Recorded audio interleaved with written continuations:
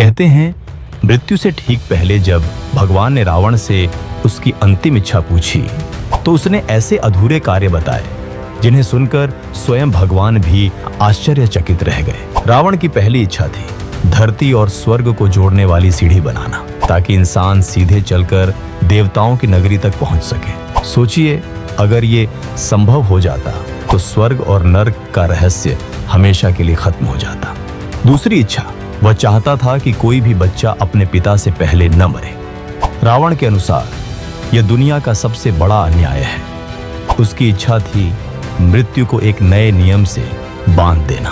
तीसरी इच्छा, उसने सोचा था मनुष्य मृत्यु के समय खुद अपने पाप पुण्य देख सके। इसके लिए वह एक अद्भुत यंत्र बनाना चाहता था जिससे यमराज के दूतों की जरूरत ही खत्म हो जाती और इंसान खुद जान पाता कि उसे स्वर्ग मिलेगा या नर्क।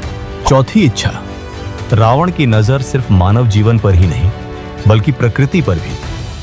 वह चाहता था कि समुद्र का पानी मीठा हो जाए ताकि प्यास से कोई न मरे। सोचिए, आज अगर समुद्र मीठे होते तो पूरी दुनिया कैसी होती। पांचवी इच्छा, उसकी एक और इच्छा थी चांद को उसके काले धब्बों से मुक्त करना। वह चाहता था कि चंद्रमा श्वेत और निर्मल हो जाए, एक ऐसा प्रकाश जो अंधकार को पूरी तरह मिटा दे। छठी इच्छा, सोने से भरी लंका में रहते हुए भी रावण चाहता था कि सोने में सुगंध हो ताकि उसका राज्य केवल वैभव से नहीं बल्कि सुगंध से भी महके। सातवीं इच्छा, उसने सोचा था बलि राजा को मुक्त करने का, वही बलि जिसे वामन अवतार ने पाताल में भेज दिया था। रावण मानता था कि ऐसा राजा जिसकी दानशीलता बेमिसाल थी उसे कैद में रहना ही नहीं चाहिए।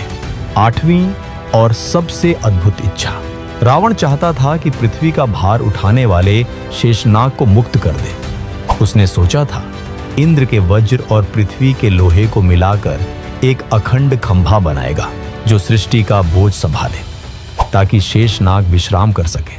अब सवाल यह है, अगर रावण सच में ये काम पूरे कर देता तो क्या हम आज की दुनिया को पहचान भी पाते?